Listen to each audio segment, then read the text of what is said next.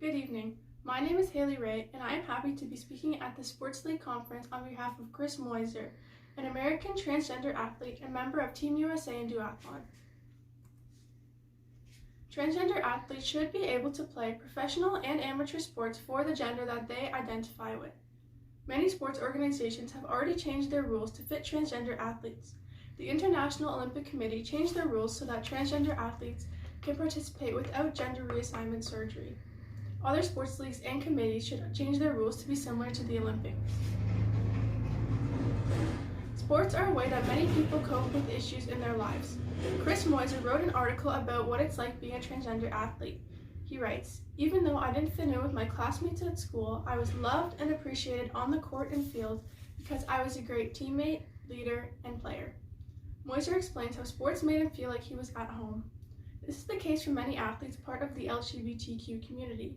Sports are a beacon of hope for those who do not feel like they fit in. The LGBTQ community has been treated poorly in the past. In 2005, Canada passed the Civil Marriage Act, which legalized same-sex marriage. Sports leagues should create laws to be more inclusive and follow in Canada's inclusive footsteps. There may be some consequences to the creation of new rules and policies. For example, male athletes have an advantage against female athletes. If a male-to-female athlete were to compete against women, some would see this as unfair as they would have an advantage.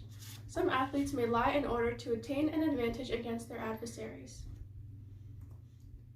I predict that allowing transgender athletes to participate in sports will be a step in the right direction for the LGBTQ community. I predict that all people will become more supportive of the community.